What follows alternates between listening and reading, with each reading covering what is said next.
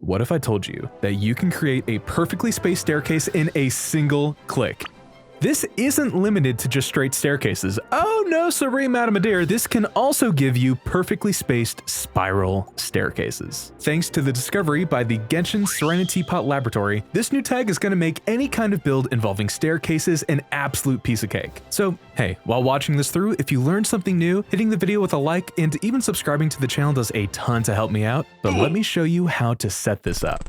Okay, so the title might be like a little clickbaity. You do initiate the stairs being made with one single click, that is true, but we might have to click a couple more times like beforehand to get it off the ground and started. So here's how we do that. Take out 2 vertical landforms and enable the grid placement mode. On one of the vertical landforms, start stacking foundations of stone. You can stack up to 11 of these guys at most for one single staircase. We're going to disable the grid, and on the other vertical landform, we're going to place down a single foundation of stone and then slowly creep it over to the edge. You'll notice how as the center of the foundation of stone gets closer to the edge of the landform, you can actually see it starting to sink down slightly. This sink is what we want, and this is the entire reason why this insane tech even works in the first place. Okay, so once you've got it right on the edge, select the landform and then move it to merge this slightly sunk foundation in with our big main stack. Now we're gonna make a custom set out of our stack, and this is super important, okay? You have to go from top to bottom.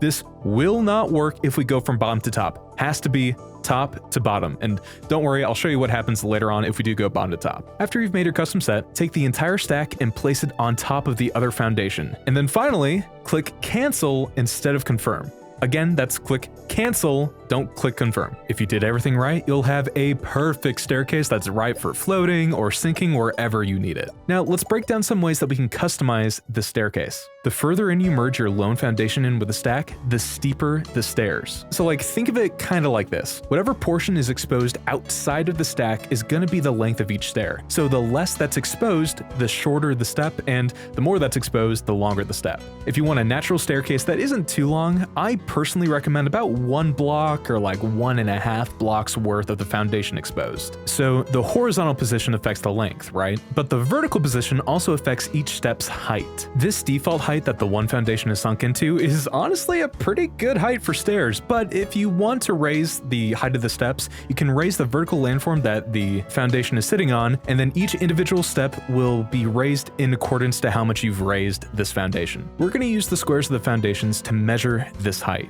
So like if you set the square flush with the other one, you actually won't get any steps at all, and it'll align itself perfectly horizontally, which can be really handy if you want to make this super long strip of foundations. If you raise it to about halfway, you'll get about the largest steps possible without your character staggering over them as they walk up, and if you raise it any higher, then your characters will start staggering up the steps. Oh, what's that? You want those curved stairs that we saw at the beginning of the video? I hear you typing with your saucy little fingers. Easy. Just rotate your stack before you hit cancel, but be careful because a little goes a long way. You can go for a really gentle curve like this, or maybe you want something that'll get you a proper spiral like this. Rotate any further, like maybe a 45-degree angle, and all of a sudden the stairs are going to start wrapping around themselves, which honestly looks really cool, but it also kind of takes away their function as stairs. The position you first set the sunk foundation into also affects things as well. The reason why you want to align the foundation with the stack is because if you offset it even a little bit, the stairs are actually going to shoot out diagonally in the opposite direction from where the foundation was clipped into. So if you want perfectly straight stairs, or if you want like perfectly centered spiral stairs, you're going to want to keep the foundation lined up as perfectly as you can. That said, if you do want to make diagonal stairs, offsetting it diagonally by like, I don't know, 2 squares actually looks really cool, right? Like imagine you have 4 of these that all like kind of come up inwards and then go towards a central platform. That could actually look really cool, like a sort of pyramid sort of deal. Anyway though, if you couldn't tell, there is so much to play around with and experiment with. And I feel like we've only still scratched the surface of what this tech can do, especially when we start combining this with other furnishing and with other builds. So here's a couple things that I have experimented with so far. Making a really long horizontal start to foundations can actually let you go out of the placement boundaries. And anything you place on that top foundation will go outside with them as well. Now, I'll be real with you, okay? I'm gonna keep it a stack. I have not found a way to float anything that actually goes out of bounds. So as far as I know, you're kind of locked into wherever you initiate the stairs. And if you do try picking them up and then moving them, you won't be able to place them back down until the entire length of the foundations are back in bounds. But it's still really cool, right? I'm sure somebody who has like 5,000 IQ can maybe make a, I don't know, like a bridge in between subregions, or I don't know, like an entire build out of bounds. Now, if you try doing this with a stack of foundations that aren't perfectly aligned with one another, this happens. Yeah, I really don't get why they look this way or why they scatter like they do, and it's definitely not that useful, but it's really neat. And that's something, huh? And like I promised before, this is what happens if you try to do this with a stack that you made a custom set out of, going from bottom to top instead of top to bottom. Very underwhelming. So again, go top to bottom. Also, disclaimer for anybody who is wondering, yes, you can also do this on PlayStation and mobile. Here's the proof for PlayStation.